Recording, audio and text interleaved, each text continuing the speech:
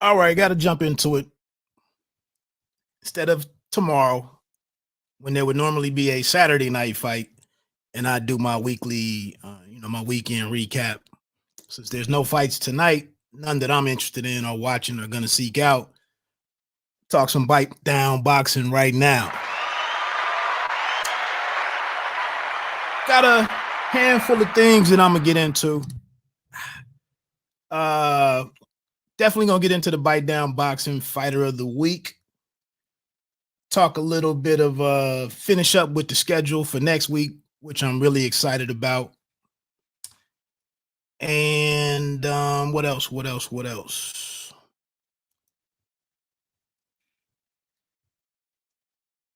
Some Jake Paul Canelo thoughts, or mainly Jake Paul. I don't understand. I don't understand the fixation with this cat. I don't understand why he's so relevant. I got some Teofimo Lopez audio that I'm gonna get into. I'm gonna state it right off the top. It is Bob. The onus all lands at the feet of Bob Arum or Todd DeBuff and Top Rank. They could have paid the young man, $2 million, $2.2 million or something. They could have given him that money and kept this all moving. But how much do you have to win? How much do you have to win? Apparently they had to win everything. So we are where we are. But the boxing fan in me, I do have some concerns about Teofimo Lopez and what he's trying to do or what he wants to do. And, he was on Sirius XM's Fight Nation with Akim Barak and just gave everything away, gave all of his intentions away. And I'll get into that. I'll probably open with that. Then I'll get into this Shields DeCare card from last night. Not a whole lot to say there, to be honest. Not a whole lot to say there. So let me jump into it. I got to jump over to run through these Teofimo Lopez, this audio from him. Again, man, I know Bob was interested earlier in the situation before it went to purse bid, before they really got to floating the fight out there. I know they were interested in trying to make some money off of it, going international with it. Cambosos is from Australia, and he thought there was a chance to send Teofimo Lopez overseas and get a bag along with getting that mandatory out the way. That didn't happen. The other thing here is going way to October and fighting. And this is the thing here, and clap and want to be praised and to want to be lifted up for doing everything to keep boxing on network TV, on ESPN, on cable TV, but on off of pay-per-view. The thing that they did to get that on pay-per-view, the undisputed fight against Lomachenko or between Lomachenko and the kid. What's up, Sheldon Holmes, man? Good to see you, bro. So that they did all of this, and we're doing boxing right. We're doing things right. It's for the sport. We got to be mindful of all of this stuff, yada, yada, yada. Give us some love and give us ESPN some love. It went on and did some pretty good numbers. It was a great fight, solid card. It was a great moment for boxing. We know that I believe Lomachenko or somehow another 250, 300K or something was given to Teofimo Lopez. He made maybe close to 1.5 million or something, 1.3. I don't know. I didn't research all of that before I started. Big thing, he gave you this fight and cooperated with Bob and Top Rank, and you did the event that you wanted to do. This puts you in a better situation, a more favorable situation with ESPN. And now you come back with the kid and you don't want to pay for this fight. And so Teofimo, of course, being a youngster, he's pissed off and he wants to get paid. And not only that, he has to pay the fees for 4 belts. So everything that every fight moving forward is more expensive for him. And I'm quick aside here. I really don't understand the whole situation with I never understood it. With him not getting the with them not having a rematch clause. I really didn't understand when I heard different outlets talking about it. I don't know how Top Rank would have benefited more from Teofimo losing the fight or winning the fight. But it was thrown out there like Top Rank wasn't betting on him or whatever. I didn't understand that whole detail in the situation. I felt like if the younger guy won, you have a better asset to work with moving forward. I didn't get that. So yeah, you got to factor into it. This kid's cost just went up. I got to help him out there. He helped us have this big event. Let me get his dude something. But you let this situation go to a purse bid, then this Triller company comes out of nowhere and spends about $2.5 million too much to get this fight that none of us real boxing people really intend to watch. We don't intend to buy it. And now it comes out, some email came out where Todd DeBuff, or what is he, the president or the head of Top Rank? He reached out to others, Matchroom being one. He reaches out to them with the email and says, look, from what I understand, he said, look, we'll move Ramirez and Jose Ramirez and Josh Taylor. We'll move that off of May 8th for Matchroom Boxing and Canelo Alvarez versus Billy Joe Saunders. We will let you have that date all to yourself. We know how important it is for you. And don't bid on our fight. Don't bid on the fight because we don't want to pay anything more than what we want to pay to this young cat. Help us out. I think this email gets shared to Coppinger or somebody over at Athletic. They publicize it. And, obviously Teofimo hears about it. And he's pissed off because they've affected his payday. Not only did he sit tight on his negotiations and let this go to purse bid, but now you're going to get involved on the backside of it and tell others not to get involved with this fight. The Zone obviously wants to fight because they want to do some future business with him on behalf of Devin Haney. And then they just want to get something for their subscribers. And my shirt is really pissing me off with it. I wonder, can I fix that real quick? I think I can. It wasn't doing that before I started. That looks better.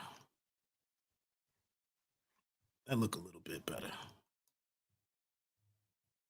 That doesn't. What? There we go. All right, I'm gonna leave it. I'm gonna leave well enough alone. There we go. I was trying to show my big baby T. Shout out to Jared Anderson, Ohio in the Billy. So anyway, where was I? Oh, so let me get to this audio, man. Teofimo went on a couple of programs, one of them being the Akin Barak show. Those dudes stir up quite a bit of stuff, don't they? And that's that was one of the notes that I had for the whole Teofimo situation. Moving forward, are some of these promoters going to discourage their fighters from going on all of these different platforms and talking? Because it sounds like, and we've heard this before, but we just heard this with De La Hoya talking about how things fell apart with Canelo Alvarez. People get to whisper into all of these fighters, and then the fighter, they got problems. Teofimo went on the hot boxing, or Mike Tyson's hot boxing podcast. And the thinking there, Mike Tyson is involved with Triller. He has his Legends League or whatever that's going on over there, Legends Fight Club, whatever the hell it is. And then all of a sudden, we got Teofimo feeling really emboldened about letting this thing go to purse bid and standing tall for what he believes in. He's also been a regular on the Ak and Barak show. The Ak and Barak, those two guys are talking about do this, do that. You should fight this, and just talking all of this stuff. So our promoter's gonna sit back, and that's the thing. Like PBC, they guys don't go nowhere. They go on the PBC podcast, and that's pretty much it for the most part. But here it is. The Zone is kind of being a little nefarious with this daily show that everybody can go on. But now you might have to watch out. Like, what are these two dudes sitting here steering this impressionable mind? Shakur Stevenson is on there quite a bit. So anyway, what I'm getting ready to play is 4 cuts of Teofimo Lopez talking about what's next. Let me check this out real quick. Which one? Here's what he said about what's next for them in Top Rank. No, not at all. There's too many. We're gonna meet up with a lawyer and everything this week, so we'll figure all that stuff out. In the meantime, I'll be in LA this weekend. Well, this week actually. So got a meeting Ryan Kavanaugh. Get to talk to him. He wants to meet me, so it'll be good. I also want to meet him as well. And, we'll just go from there. At the moment right now, my goal is just to stay focused on this fight. And then and in the meantime, I have my manager, my father, and everybody else from my team just work on that while I stay focused on this fight. Uh-oh.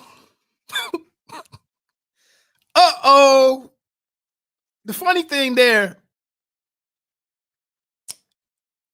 for Teofimo Lopez, in my opinion, is that you don't want to waste all your money on lawyers.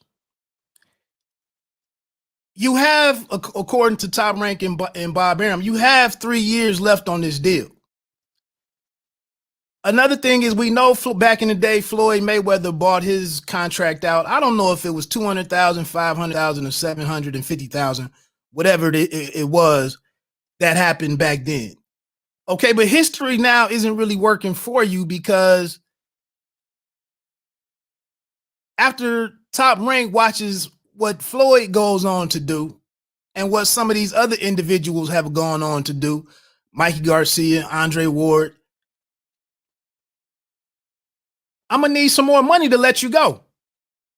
And if I know that somebody is dumb enough to give you $6 million to fight George Kambosos, well, I'm going to throw a big number out there before you do anything, before I agree to anything.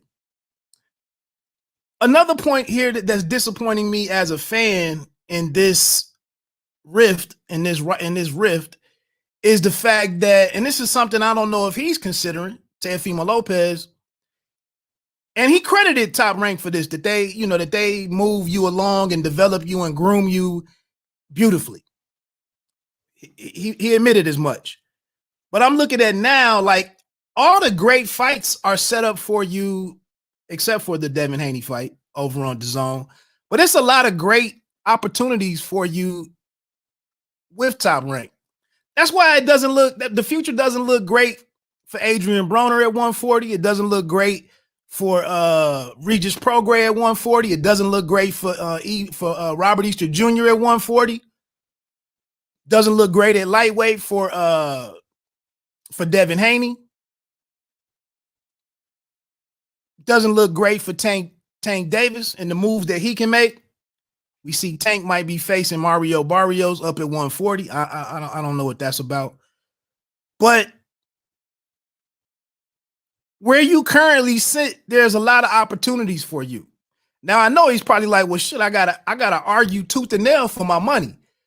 But maybe Top Rank was just trying to get this fight inexpensively, trying to set the market for what's to come. We know that the Ramirez and Josh Taylor super lightweight unification, what's that, May 22nd? Teo don't want to rematch Loma or Nakatani. That's a little bit down the road, though. In my opinion, Sheldon Holmes, that's a little bit down the road. But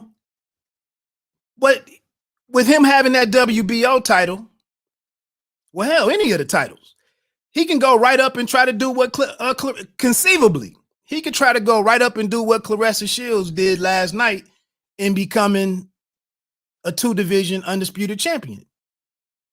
That's if you stay over there with Top Rank and ESPN. I'm gonna get to this second audio. This is him talking about a little bit more. He's not really calling out Bob Arum per se. It's more something that transpired between him and Todd DeBuff, who I guess is the son-in-law of Bob Arum or the president of Top Rank. This is what's happening between those two. There's a lot of things to it. You know, Todd DeBuff is someone that obviously whenever the time is for Bob Arum, Todd DeBuff will be the next representative or the next rep for Top Rank. And I will say, you know, I try to be as cordial and as polite as I could to him as possible. But when someone is bragging about that they're trying to stop you from getting purse bids, and they're bragging to every other network and talking about, I want to teach this kid a lesson, you know, of course you're going to feel some type of way. I thought this is more than just business, not personal. And now it's gotten to the point where it's personal. I think it's not personal, but it went back on him now because who's the guy that represents not Jimmy Pitaro, but the other guy, I think Matt. But anyways, moving forward from that. From ESPN, they don't want nothing to do with Todd DeBuff now. That's a little bit different than what we've been told previously. Bob Arum came out and said that ESPN didn't really care. You know, they didn't want to spend no extra money on that fight. It was no big deal. Now here it is. Teofimo Lopez is saying ESPN is not happy about this fighter that's now gone, who became a thing on their platform. And now to try to benefit from him moving forward, he's going to be over on Triller. So he's alleging that, that Todd DeBuff has pissed off, a disappointed ESPN. And it's weird because I'm hearing different things about where ESPN is with boxing. You got to think. Earlier this week, we heard the numbers that Anthony Durrell and Kyron Davis did over 1 million with no titles on the WBC Eliminator or whatever that was that they went out there and held up at the end of the fight. But Durrell and Kyron Davis, like, where'd they dig up Davis? Durrell's 37 years old, completely locked out of the title picture, although that was an eliminator, just like I said. But he's locked out with Canelo having that WBC belt at super middleweight. But they get 1 million views for that. Now that's on network TV on Fox, which is in more households than than ESPN is. But you got to be thinking, if I'm ESPN, like, damn, we just had the lightweight or the junior lightweight title fight between Burchell and Oscar Valdez, and we flirted with the 1 million, but that was two young fighters in the thick of, in the middle of their career, and that's all it did. This next audio is This kind of hurts. This kind of hurts Teofimo Lopez's case for me, and understanding and me believing in his grasp of the business of boxing. And I'm not sitting here being straightforward pro promoter. But what I'm saying is you kind of got to play the game, especially unless you're like a 2, 3, 4 division champion with like a great resume. You've beaten you've beaten multiple champions. You're established. And then you can go out here. I mean, we even see what Mikey is doing as a free agent. I mean, you at least got to get to his status before you start pulling some of this stuff. But this right here has me a little concerned that he's a little delusional about how things are getting ready to play out. Yeah, I see myself within maybe this fighter or my next fight, I'll be a free agent. There's so much proof for me to get out of this top-ranked contract that they gave me the golden ticket. So, Todd above gave me the golden ticket by doing so. They already dug a bigger hole than needed to. So, of course, the TakeOver Promotions will be in effect, and it'll be TakeOver Promotions times a network, God willing, and that's what I'm looking forward to. ESPN, PBC, Triller, the list could go on and on, The Zone. I mean, there's so many guys, and I know that I bring all that to the platform. And right here, just alone, thanks to Triller, this right here will set the tone because my fight will be main event. And if we can hit 2 million views, pay-per-view buys, right there alone is like I'm on the cusp of becoming a pay-per-view star.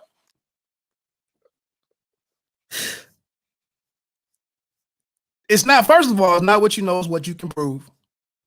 I know an email is damn good proof.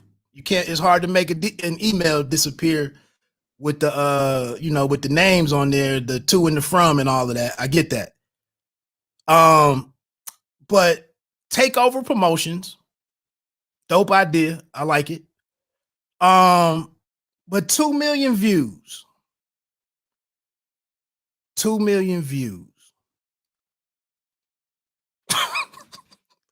Who the hell is doing? Who's doing 500,000 views? Who's doing 1 million views? Who's doing 370,000 views? Another thing I kind of don't like, I understand it. I heard David McWhorter, his manager over at Split T Management, he was adamant that they would be the main event, even if Tyson and Real Deal Holyfield, Evander Holyfield are a part of this event. And again, that's when you get to speaking on everything and everything has to be your way. Everything has to go your way. You're the top of the food chain. You call all the shots. You're the boss. They just gave you $4 million. Like if they think that if they got to go over here and argue with Mike Tyson, who's a partner of some kind, if they got to go over there and argue with him, because now he's saying, nah, I'm the main event. So we just getting out over our skis a little bit. We'll see what happens. Again, we don't even know what this event is going to look like. We don't even know if the diehard boxing fans or the fans that actually pay money for this stuff, we don't know if that group is going to show up. Yeah, you're shaking up the world. You calling your own shots, 10 toes down on your whole thing, TakeOver Promotions. I get it. It's just not all that simple. And that $4 million, which we know Top Rank got $800,000 off the top as his promoter and whatever that arrangement is. But that's just not, every time that you get upset or every time that you go to make a move or whatever, it's not going to be this easy. It's not going to be this willing dance partner standing there ready to bail you out. The other thing that I repeat, that I said last week that, nobody said anything about. Why is it so odd that, or why hasn't it happened that Crawford and Sean Porter hasn't moved in this similar situation, with Porter supposedly being the mandatory to Bud Crawford with the WBO belt? Why hasn't that situation moved in a similar fashion to where there was no agreement and the shit went to purse bid and someone could help us with that? Why hasn't that happened? And by the way, I just earlier today, and I'll play this last bit of audio from Teofimo Lopez, and I'll move on from this. But I just, before I said, as I was getting some of this stuff together, I was watching ABC, ESPN on ABC, and they were talking about the UFC. And they had like an hour long or whatever show talking about tonight's card. They had Adesanya on there, Nunez was on there, Amanda Nunez. They had the Helwani cat on there. They had one of the better names from the host of it was one of the better names from ESPN. And they talked about this like it was the greatest, like it was a major sport, like it was one of the major three or the big three: NFL, NBA, Major League Baseball, hell, even NASCAR. But they did an hour show and talked about everything that's happening tonight in MMA, UFC. That's even more indicative of how far gone boxing is, that nobody gives a damn about this shit. I emailed and texted like 6 people to come on and to either talk about last night's Claressa Shields card. Then let me see if this one person even if they got back with me before they didn't. Okay. I emailed a bunch of people, texted a bunch of people to talk about some people that's fighting. We got to fight Wednesday night on Showtime. Texted one of those fighters. Somebody fighting Saturday on DAZN. Texted that fighter. I did get a response back from them, but it looks like they're no longer fighting on that card, the Estrada and Chocolatito card. So no excuse on that one. The 2 or 3 women that I emailed and texted, nobody gives a shit about boxing. Boxers don't even care to even help promote this shit. I got better stuff to do. How could you not talk about your own shit for 5 minutes, for 10 minutes? I guess you got to be, one of the bigger outlets, and maybe you get a response from folks, but okay. But still, just to see the UFC on ABC network this morning or this afternoon. Boxing, shit, you get that 10 or 15 minutes during the show where they tell you the sad story in the road, the rags to riches, and I was gonna kill somebody or kill myself or blah, blah, blah. They tell us the same shit for everybody. But anyway, let me get into this last Teofimo audio. With this one, this was a little bit more where I'm a little more concerned about what he thinks is next to come. This is Teofimo Lopez again on the Akim Barak show on Sirius XM. Yeah, when I leave Top Rank and become my own free agent, because it's already in the works, and my whole thing is really just all about Teofimo with a network, which should be the main thing. We just setting the tone. Where I could actually have that one-on-one. Hey, this is when I would like to fight and all those things, and not have a middleman in between it. Right. So my whole thing is that I'm just trying to become my own boss. I was arguing with a partner. Well, it wasn't arguing. We were going back and forth with this whole my own boss thing. No different from NBA players. No different from NFL players, no different from Major League Baseball players. You're only your own boss while you're negotiating. You only call all the shots while you negotiate. And you call you lay down what you want for your services. That's the only time you're the boss. Once you accept the security and the stability, the long term, over 2 year, over a year, or over beyond 2 fights.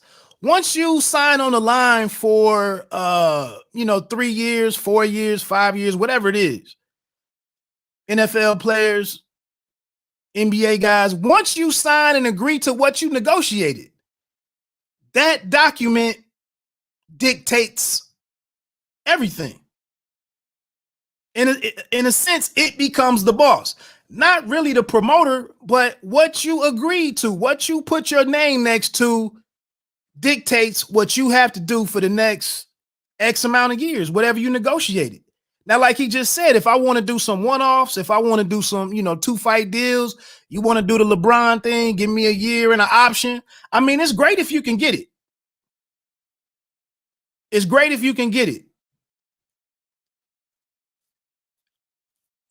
But once you say, this is what I want, and they give you 85, 90% of what you want, and whatever you and your team miss in asking over the next several years, over the next 2 or 3 years, or the terms, the length of the length of that deal, it's a wrap for you. It's a wrap for you. We don't even know what the hell Triller is. I'm surprised that they have a license. I'm surprised that Triller is even that they even knew that much. Cause it's an app, it's part music company. It's probably information gathering service, to feed some AI stuff. It's a lot of stuff that's wrapped up into Triller. But on there, what he just said, that the Ryan Kavanaugh, he was going out to LA to meet Ryan Kavanaugh. That's the CEO or the head dude at Triller. He's from the world of Hollywood. He's from Hollywood. That's his background. So it'll be interesting to see what they do. But like, again, you can get out here and go on your own. The great thing for him at the moment is that he holds 4 titles. Okay. That's not lost on me that he holds 4 titles. You can say what you want, however you look at the WBC situation. But that is the one good thing for him, is that people have to go see him to get a fight, to get their fighter a world title fight. So he could conceivably do some business with other people. But if those other entities are going to be paying you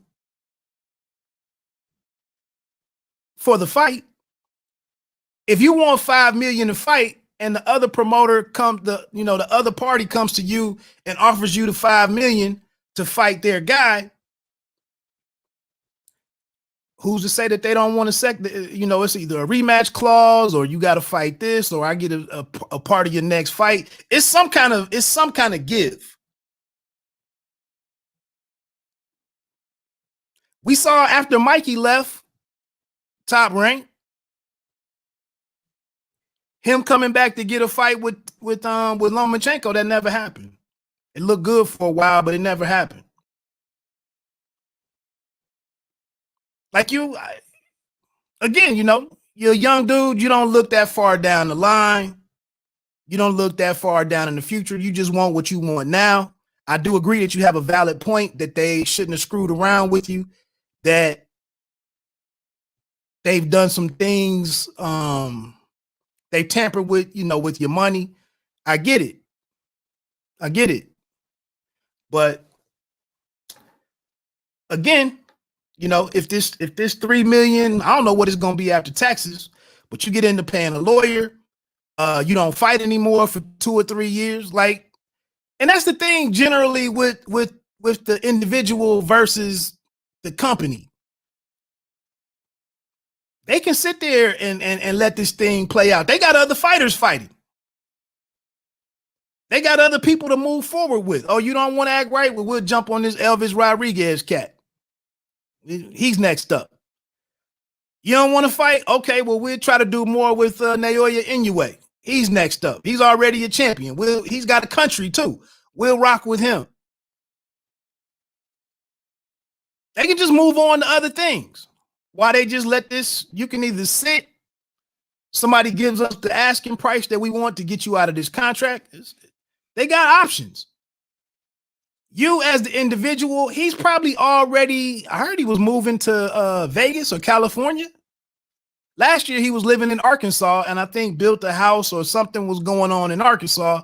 Now he's supposed to be moving again. Like he's probably, as most athletes do, he's probably already, some of this money that's coming from Triller is already spoken for. He also said something on the show about there are is multiple partners or something, you know, coming up with the money to get out of the contract is no issue. Maybe. But again, anybody sitting out here doing something for you, helping you out, there's an expectation that something comes back.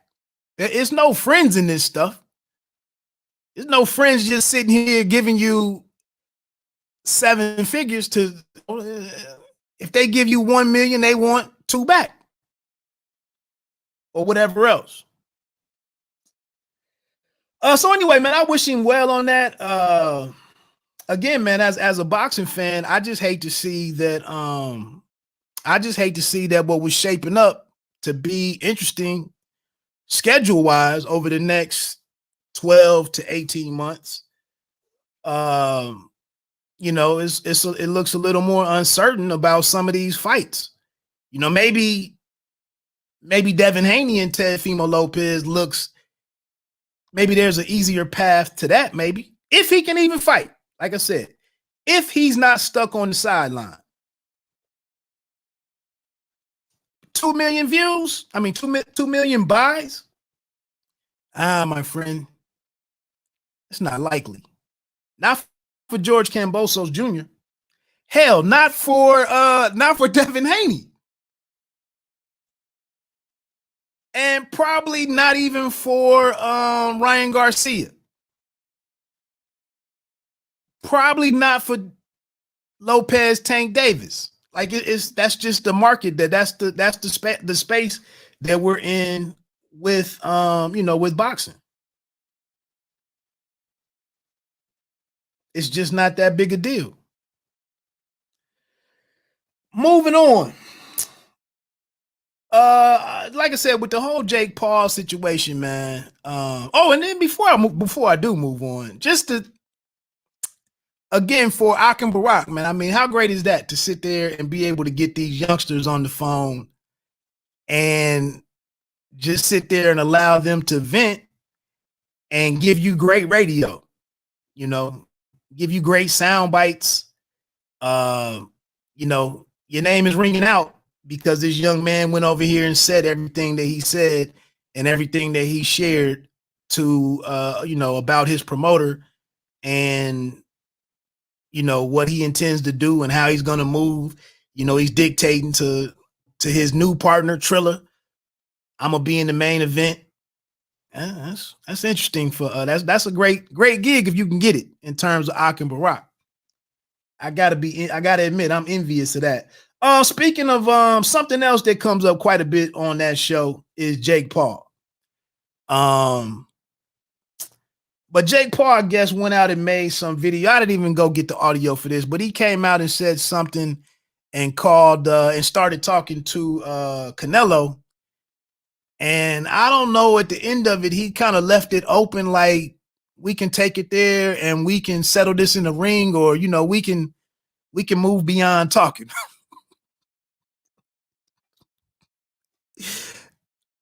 I'm just bugging because boxing continues to give Jake Paul a platform and somewhere to be relevant. Like if Jake Paul wants to go on Jamel Hill and Kerry Champion show, let him do it. That's cool. if he wants to go on random podcasts, let him do it.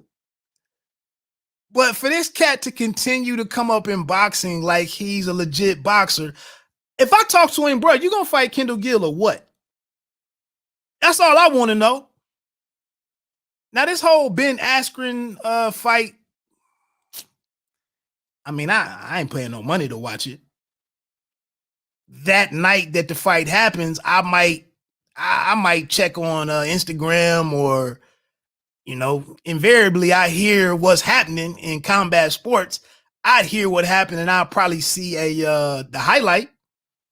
But I ain't digging in my pocket to see him and Ben Askren.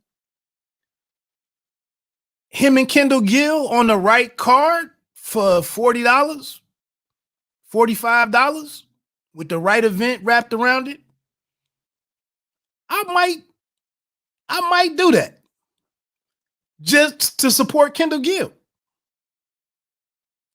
But for him to come out, so he comes out and says that you know, Canelo has steroid PED issues. He talks about you know, he cherry picks. He you know, this and that, and he wanted out of this deal. He gets to talking about Canelo's business like he's like an established boxer. Like he's really paid his dues, cut his teeth, and beaten somebody that's relevant and has some kind of status. And this is the issue when you go and let some of these dudes, when these dudes get moved up and are basically the names on the marquee. It's the main event. And that's to be, and I'm gonna get ready to get on to this Shields DeCare card in a minute because this flows into that. But I'm really bored.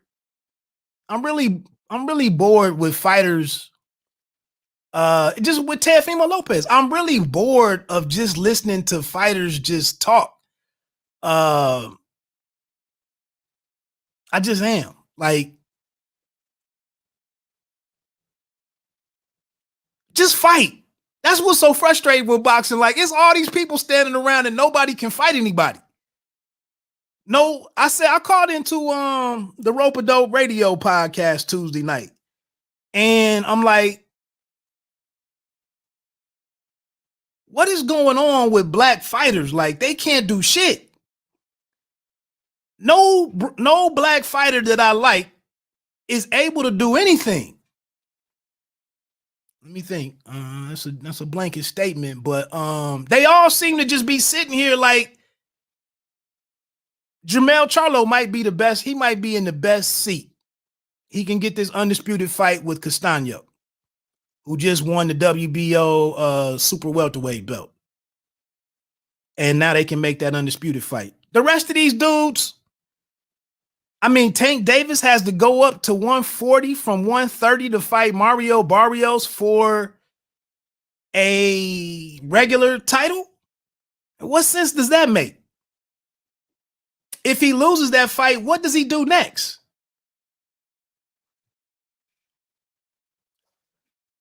Deontay Wilder, what can he do? Jermall Charlo, what can he do? And he's got a title. What can he do?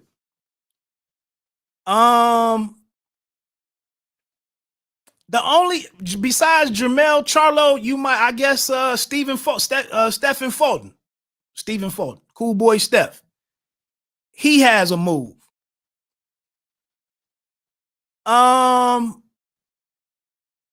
Adrian Broner, what can he do? Who can he fight?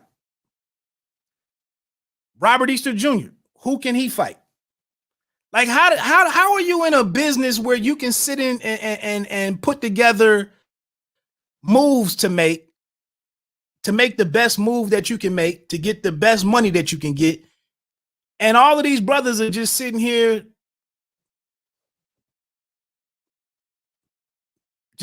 waiting? I know COVID-19 has something to do with that.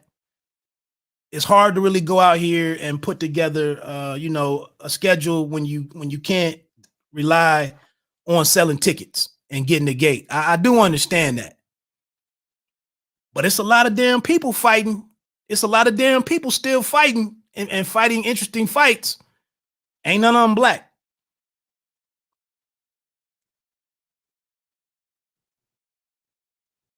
Jake Paul, though, I just don't. I mean, if you just want people to click on your shit, if you just want somebody to click on your link or reply to your tweet or say something on your Instagram post, I guess if you're in boxing, I guess you could talk about Jake Paul. But why does this dude? Why is he something in boxing without fighting another boxer of any level? It's delusional, because you can come in here and make and create an attraction. You can create an event that involves you putting on some gloves and more than 5,000 people will show up. You get to say what you are and what you're going to do, and people listen. But here it is. A lot of other fighters, a lot of real boxers, they just sitting here waiting and hoping that the phone ring or that somebody's put something together for them. You heard Claressa Shields last night. Eddie, send me something. Eddie, can you make me an offer? Eddie, I'm waiting to hear from you. She didn't say, I'll be sending Savannah Marshall, me and my team will be sending her something in a month or after I get done with this MMA thing. None of these fighters say that. Anyway, moving on to the last three things. Shields versus DeCare last night in Flint. I don't have much to say. I paid $30.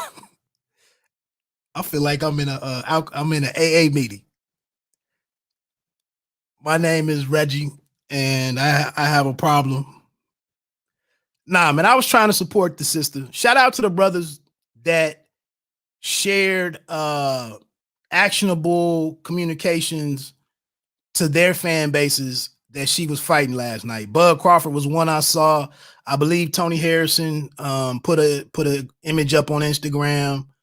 A partner of mine told me that Robert Easter Jr. put something up. I didn't see it when I went to his page, his account. So maybe it was his story for the day or something. I know I saw Claressa Shields thank Terrence Crawford for actually making his image the thumbnail for the fight that was on FITE TV. She said, "Thank you.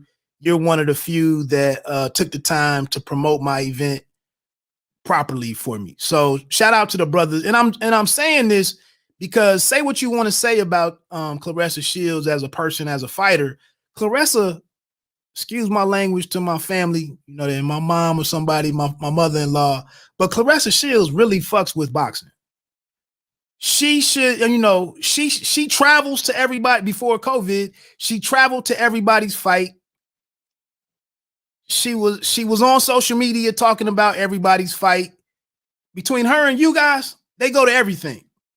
So, in my opinion, brothers could help out with encouraging and influencing other, fans to support her. It was $30. Like I said, I haven't been out doing anything lately. I have, it was charging to the game. Check out the articles in the description of this live stream. I did do some write-ups on it. I appreciate if you check me out over at www.bitedownboxing.com. But the fight itself, man, I mean, if I had to give it, on a scale of 10, and was it worth my $30? That's tough. That's tough. I'd probably say, man, 6.5, 6.5. It wasn't a good card. It wasn't a highly entertaining card. The presentation was kind of weak. The Dan Canobio cat, I ain't gonna lie, man. The boxing voice, you could have got some of these channels that have hundreds of thousands of subscribers. For all of the apps that get involved with boxing, I don't know why some of them don't get with some of these individuals who have worked that hard at boxing and who keep boxing relevant every day and give boxing the treatment that I just saw ABC and ESPN give MMA. I don't understand why some of these apps can't go to some of these bigger personalities and give them a role on the stream of their event. Dan Canobio, I don't know where his game was last night. His questions were, I mean, he wasn't engaging.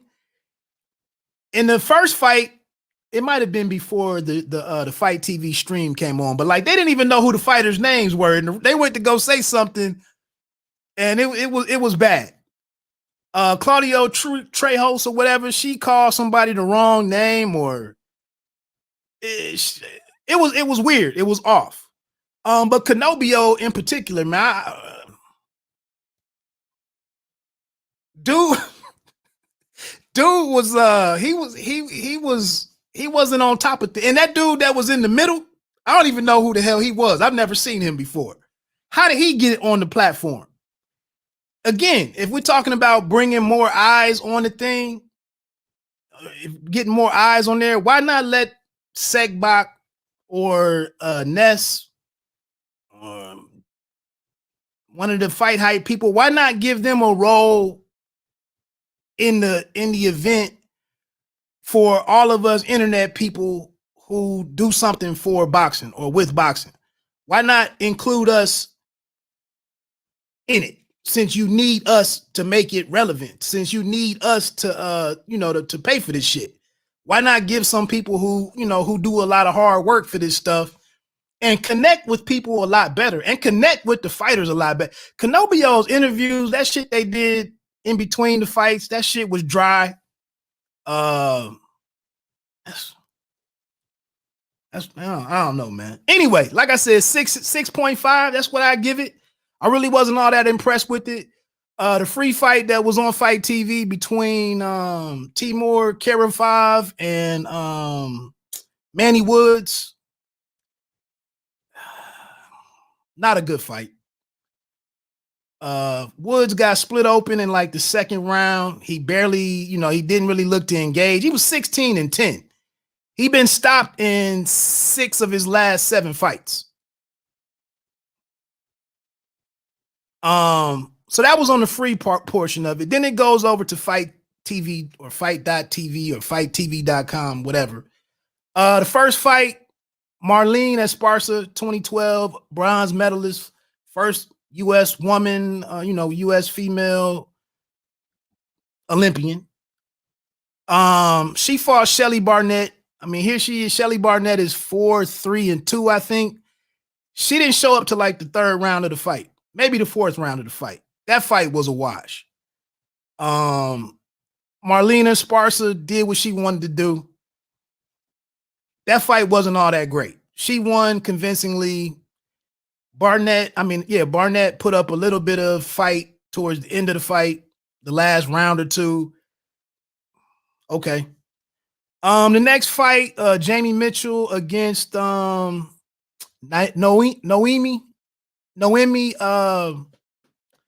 Vasquez. Again, check out the links in the description for the articles to all of this, where I worked last night. Jamie Mitchell beat the hell out of Vasquez. Vasquez was she might have been 12-15 or something. I mean, she had a terrible record. And I hate to be disrespectful to these fighters, man, because they climbed in the ring. They showed up, they made weight, they fought, they tried. Mitchell was rocking Vasquez from the first round. I mean, she was like at a 10 and Vasquez was at like a 2. I mean, she didn't have many answers for Mitchell. Mitchell's in the same division as Marlene Esparza. I wouldn't mind seeing that fight in the future, but Esparza is going on to fight the WBC bantamweight champion next. So Mitchell and like Mitchell was rocking Vasquez with everything. She stopped her in the 5th. I wouldn't mind seeing more. You know, Mitchell had the shoulder roll going. She was getting in and out a little bit. Nice jab.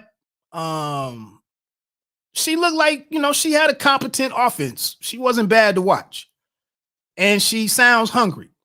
Again, that was a very disappointing part of this card was the fighters that I thought I was going to see when they said all women's. Some of the women that I had hoped to see didn't make it. Very quietly, Raquel Miller, her fight fell off of the card, and there was really no mention of what happened. I wanted to see Raquel Miller. Like, if we were going to celebrate women's boxing, like, I really wanted to see some people I've been seeing for the past several years. Like, my man texted me, Mary McGee from Gary, Indiana. I would have loved IBF super lightweight champion. I would have loved it for her. I would have loved to seen her on the card and fighting. She was there in the building. They didn't even talk to her during. They did have Franchon Cruz Dezern was on. You know, she showed up. The next fight, the heavyweights, Danielle Perkins against Monica Harrison. An embarrassment, flat out, an embarrassment. For that to be the co-main event, horrible.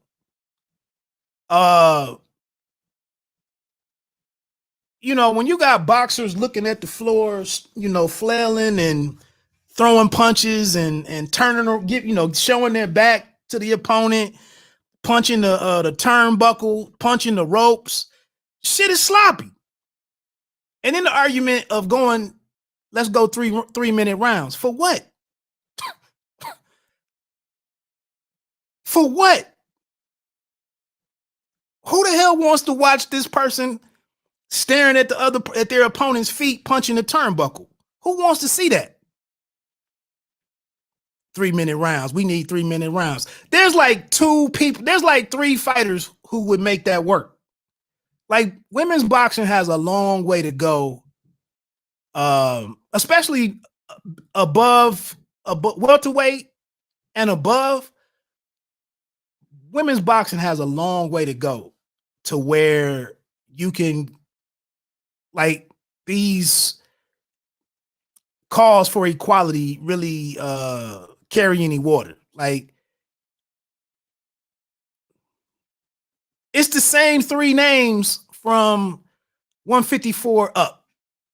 I mean, I don't mean up the next 2 or 3, all the way to heavyweight. There's 3 names in each division.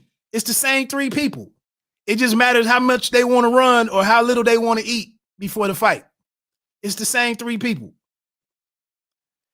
Getting into the main event, I did a little bit of a preview. I wanted to see what Mary-Eve Dicaire was about. She was exactly what I saw against Chris Nemes was the fight that I watched. I think her name was Chris Nemes.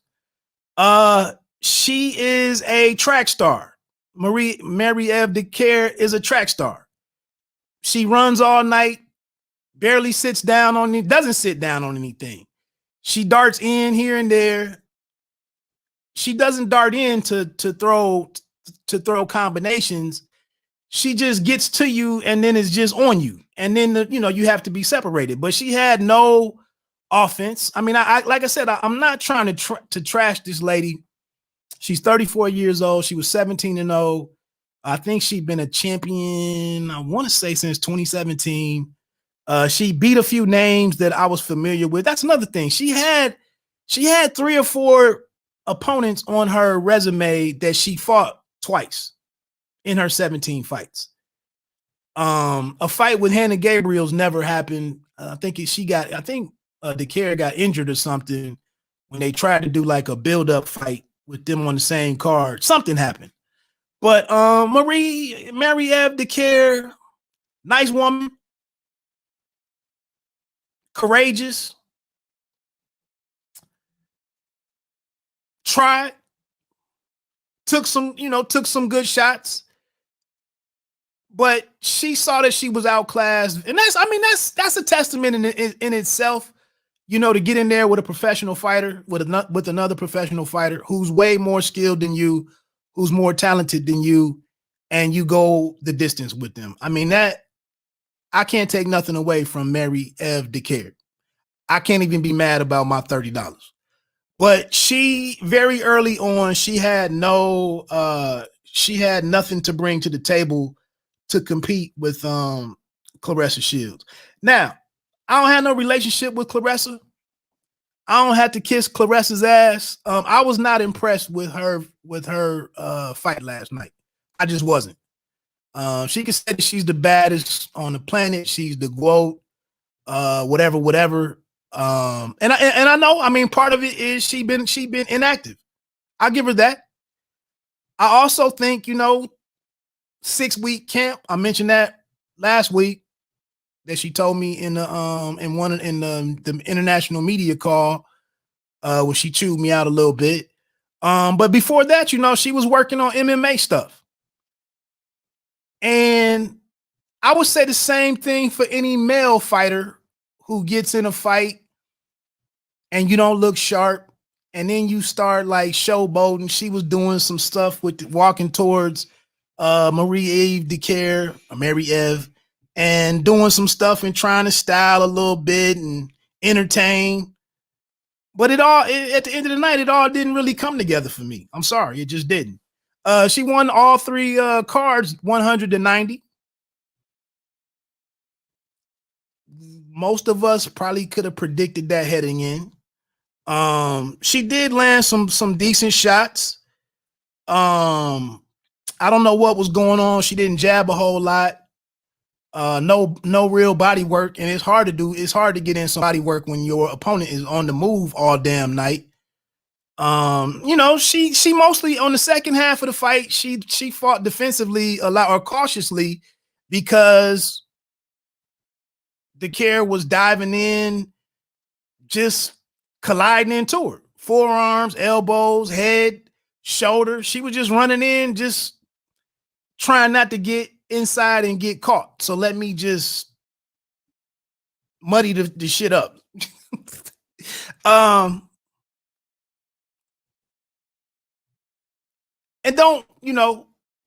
I've watched some good women's fights this year.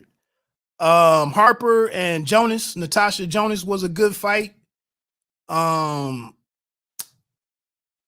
Shannon Courtenay had a good fight. Her and Rachel Ball had a decent fight. Katie Taylor, and a rematch with I can't even think of her name. The one that she fought on the undercard of Joshua and Ruiz. Something with a P. That rematch was dope. It's been a few fights that weren't bad. So anyway, I'm also going to get, because I gotta get ready to wrap this up. It's supposed to be movie night with the wife. I'm gonna get this Coming to America joint a chance. I'm gonna go. I was thinking about Brandon Adams in his 8th round, or what was that? Was it 8th round? 8th round knockout of Sergey Boachuk. I think he had the best moment, the best action moment for the week in terms of the bite down boxing fighter of the week or weekend. But I mean, honestly, man, I can't hate on with Claressa Shields becoming a 2-division in undisputed champion. The first to do it, the only one that's done it. There's only 7 undisputed champions in the 4-belt era. It's a small fraternity. For her to do it in 2 divisions in 2 years, it is a unique situation in women's boxing that it's even possible. There were some vacant belts along the way. The WBA super title was vacant last night.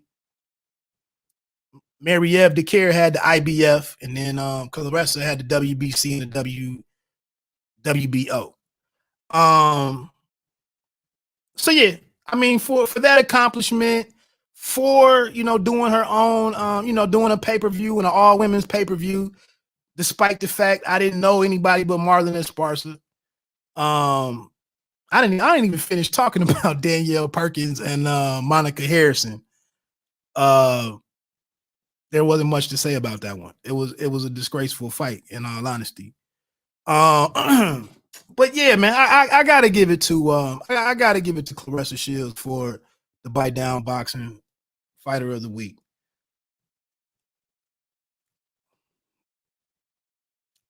I would throw this out there for pay-per-views. They need to consider. Let me pay like half for the main event only, even for the men. If it's $75, if I can pay $42.50 and watch the main event only, I take that deal. Don't even bother for me. Don't even bother putting the paper, the whole card together and all that shit. Just allow me to buy the main event for $42.50. I'll pay that and be on my way.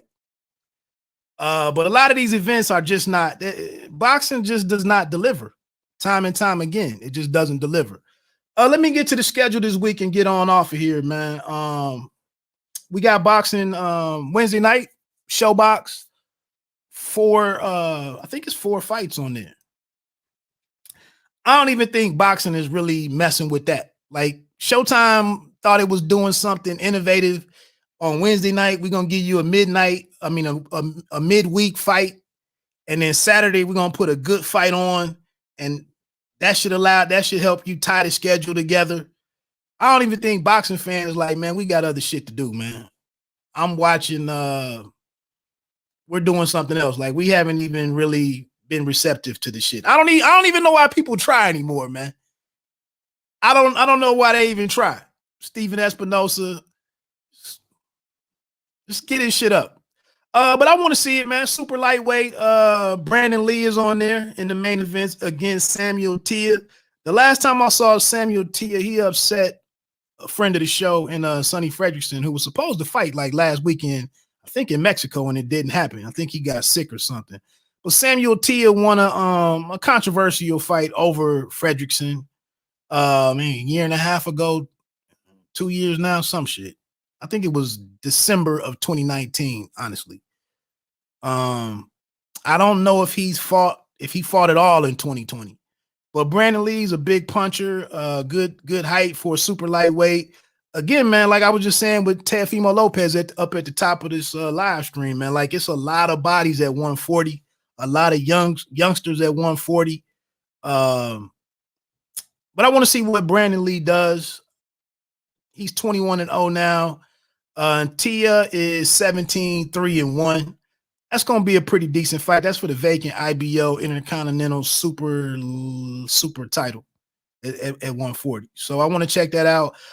Steven Ortiz out of Philadelphia. He's 11-0 up against Jeremy Hill, who's 14-0. 2 undefeated fighters in the middle of trying to prove themselves to be, legit prospects to become contenders. I want to check that one out. I've seen Ortiz a couple of times. He's out of Philly. We got some hot fighters out of Philly, obviously, with Fulton and Jerron Ennis.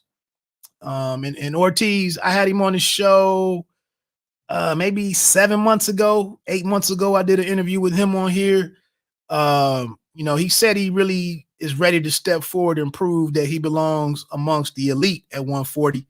But Jeremy Hill, I'm not familiar with Hill, but he's 14-0. I'm expecting that to be a pretty good fight. Another lightweight fight. Oh, I'm sorry. Ortiz, they're actually fighting at lightweight. Ortiz and Hill. Also is Victor Padilla against Thomas Velasquez. He's undefeated, 10-0-1. Victor Padilla is 8-0. I know I've seen Padilla before, but he doesn't jump off the screen to me right now. But that's all. It's 2 undefeated fighters. Super featherweight action. Misael Lopez at 11-0 against Jordan White, who's 10-1. This will be at the at Uncasville, Connecticut, at the Mohegan Sun, where we just saw, AB and Santiago and Otto Valeen and Brazil, where Showtime is doing its thing. So I'm excited about that one. That gets us set up for Saturday night. Great card Saturday. Excellent card Saturday. I'll say the best one for last. Showtime is back on Saturday night. They have David Benavidez against Ronald Ellis. Ellis is 18-1-2. Benavidez is 23-0. Benavidez is a phenomenal offensive fighter. Super middleweight. He's a two-time champion because he lost his belt once with the cocaine suspension, I believe. And then, his last time out, he lost his title on the scale. Ellis, he's brother to what? Rashidi Ellis. They're out of Massachusetts or something. The last time I saw Ellis, I think he was fighting a cat out of Toledo. I think it was him and DeAndre Ware fought on Showbox. I wasn't really all that impressed with Ellis, to be honest with you. I think this is a fight to make Benavidez look good, keep him in the mix, possibly for the Plant fight. If Plant isn't able to land the Canelo fight or whatever they want to do, I don't know. Benavidez wants to fight Canelo, obviously. So that's that. They don't even have anything else on BoxRec what the rest of that schedule is. I don't feel like opening up the email about it with the press release. I'm just tuning in to see what Benavidez does. Last time his first fight in the Showtime bubble, what are they calling it? The Fight Sphere. His first trip there, like I said, he lost his title. He couldn't make weight. He said he wasn't aware. A lot of time in the room, no sauna, all the stuff that, and AB just complained about this. That's part of the reason why he didn't make 140. A lot of these guys get there needing to lose those last 2 or 3 pounds, and they really need to go get creative to do it. And Benavidez lost his title and really triggered, set some things in motion as a domino effect. Canelo moves up to super middleweight, vacant title there. Of course, Mauricio Sulaiman makes the deal with Canelo. We'll put the belt up, the vacant belt up. You got to fight Armando and Avni Yildirim. And in your, what was that, his first or second fight up there or whatever, whatever. So that was a very costly mistake for Benavidez. But hopefully, I ain't going to say hopefully. We'll see what happens. The best man should win Saturday night. I think Benavidez takes it. And it's probably, a good performance, and it keeps him in the mix for something bigger. Moving over to Saturday night on DAZN. Juan Francisco Estrada against Roman Chocolatito Gonzalez. I'm all in for that one. I think it's the best fight of the first quarter. I know we had the big knockout with Valdez and Burchell. That was a great fight as well. I thought there was one other fight that was pretty good in this first quarter. Skipping, it's not coming to me at the moment. But this one was definitely one that I circled with Gonzalez being, a Hall of Famer and all of that. Juan Estrada is one of my top 10 pound for pound performers right now. Very exciting guy. They fought 8 years ago. Both of them are, different fighters now. Gonzalez, you don't really know what to believe in Chocolatito the way that we saw him get taken care of by Sor Rungvisai a couple years back, especially in the rematch. Just laid out, just smashed by Sor Rungvisai. Then Juan Francisco Estrada comes out of nowhere and loses a fight, a close fight or a good fight, the first time around with Sor Rungvisai, but then comes back and damn near, I don't know, what do you go, 9-3, 10-2, 9-3, and making easy work of Sor Rungvisai. So, and then the doubleheader that they had in what was that, November on DAZN with them down in Mexico, where Estrada had the rematch against Quadras. That was a great fight. Estrada, I believe, got dropped in that fight. Came back and knocked Quadras out in like the 10th round or something. Just a very exciting dude, man. Very sharp dude. A lot of skills, good motor, you know, fight to the death. It's gonna be a hell of a fight. Chocolatito, you know, he comes back and gets the gets back into the world title picture with beating I think it was Cal Yafai down in Frisco, Texas. Nobody expected that one to go out, you know, to go out the way that it did. Let me get this off my screen. Something I want to check real quick.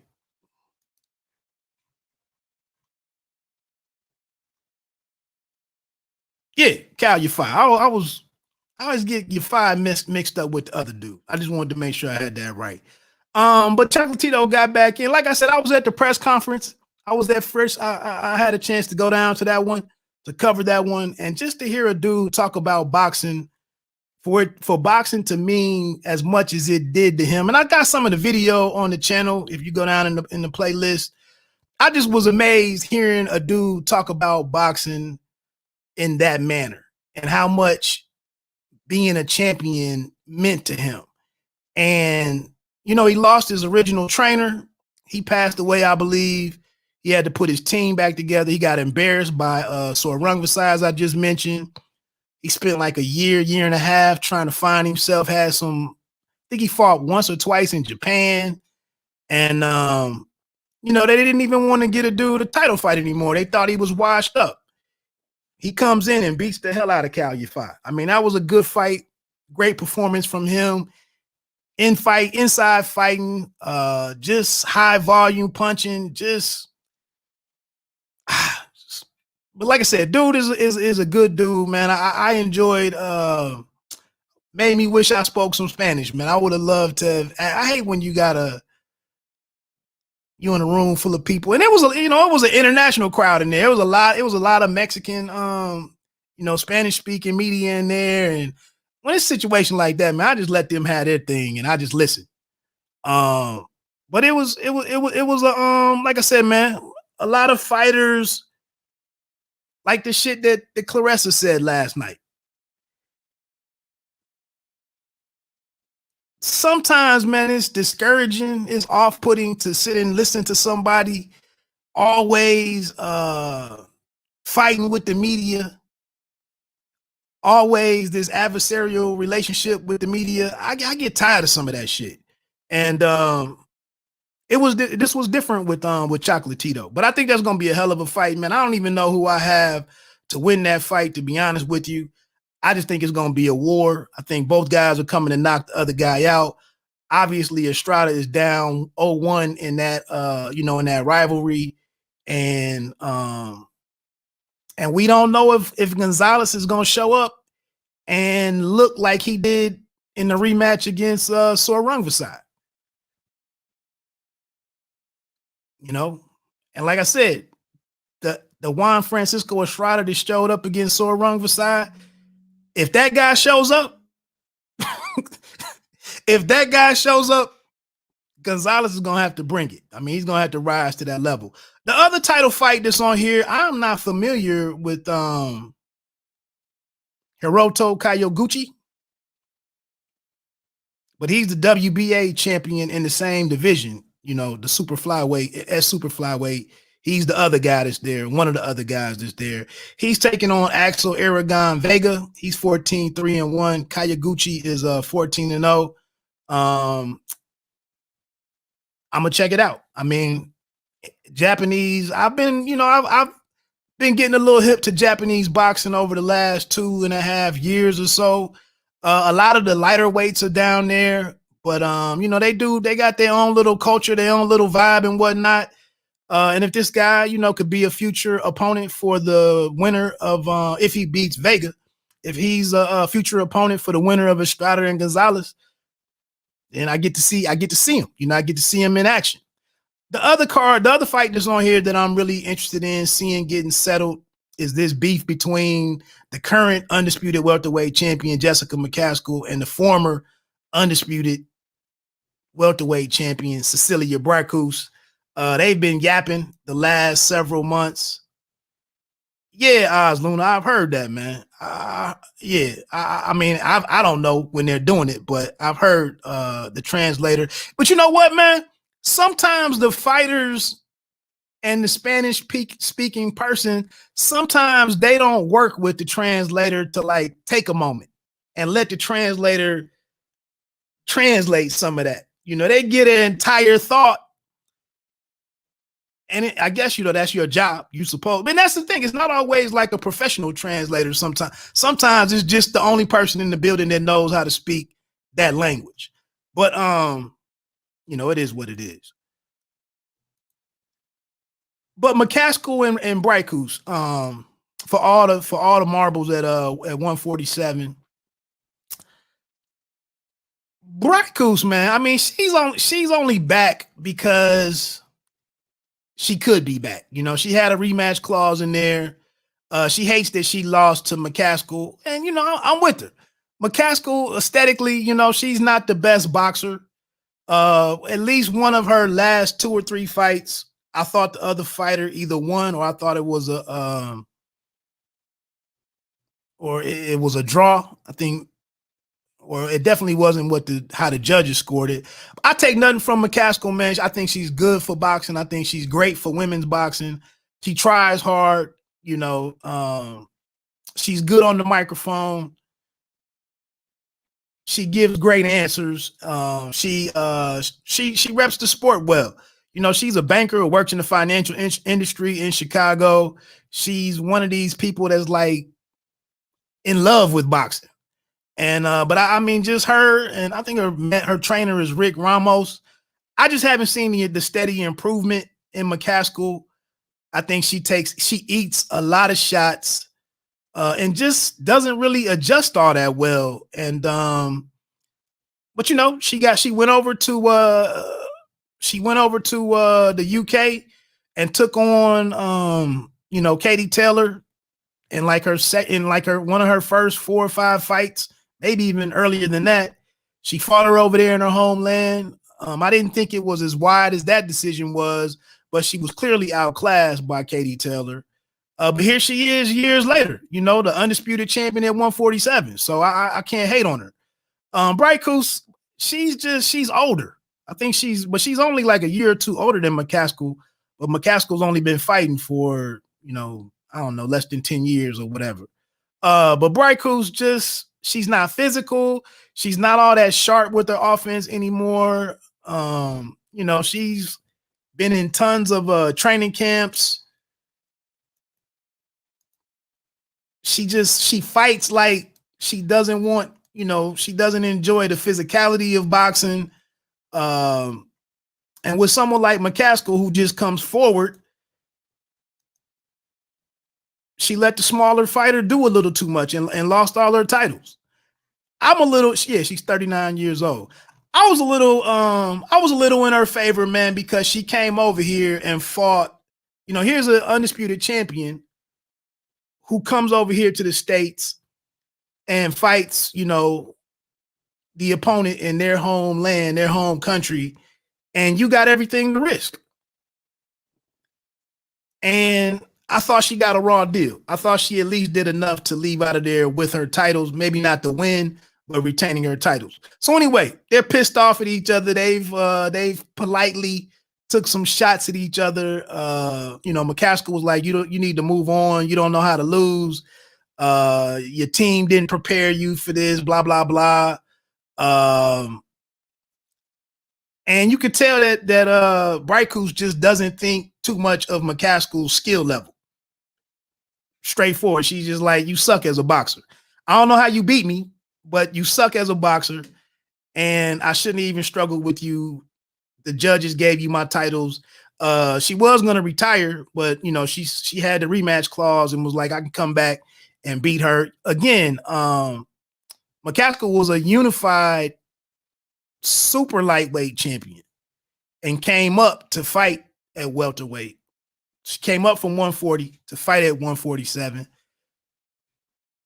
And, walked out of there as the undisputed champion.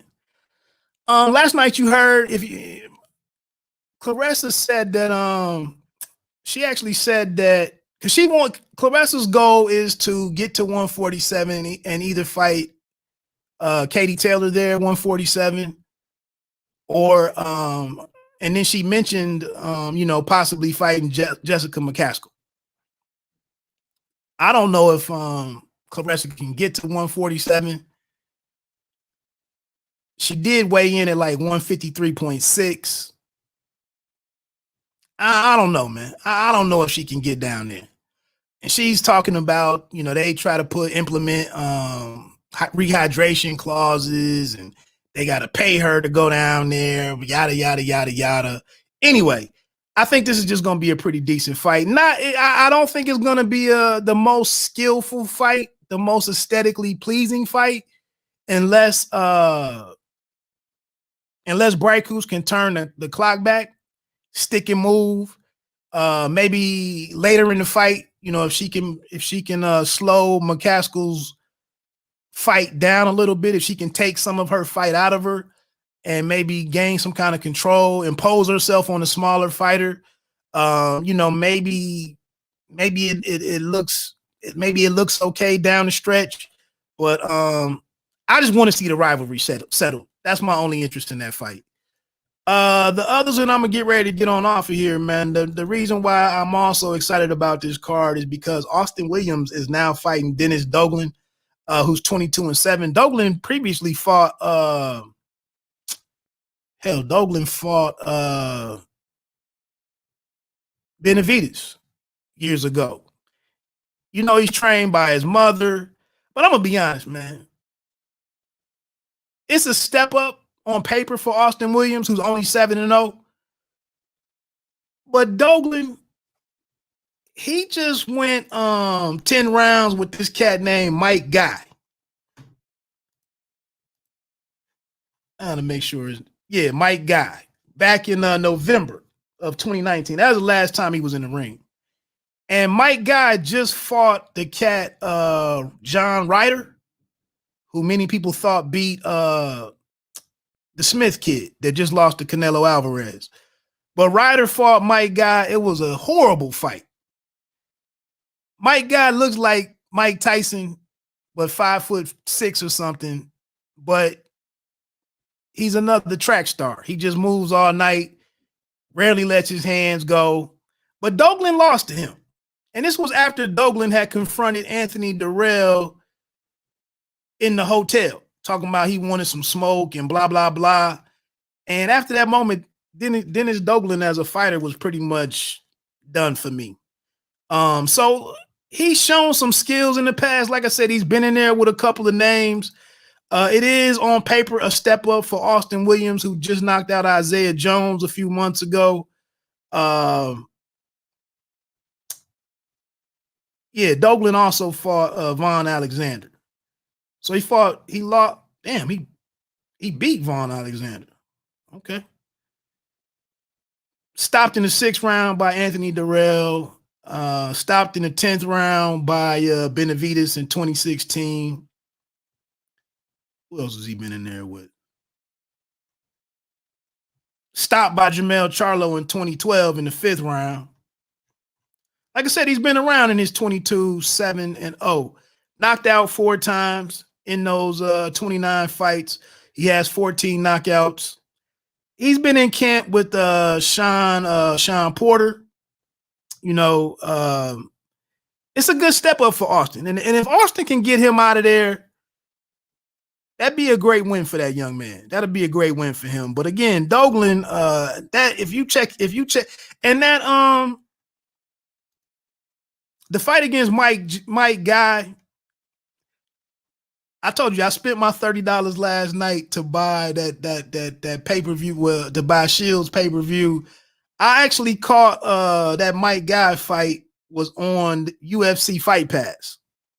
I paid the year subscription for that. because Ludabella had his Broadway boxing series was over there on the UFC Fight Pass, and Junior Fa headed up that card against Devin Vargas, and then Ivan Golub was also on there. So anyway, that's how much I pay for this shit that nobody cares about. I think there's gonna be a pretty good fight though. I think that's gonna be a pretty good one, just to see where we get an idea of what Austin Williams' ceiling could be, possibly. They were talking about him going over to the UK to fight the Fowler kid, and so on and so forth.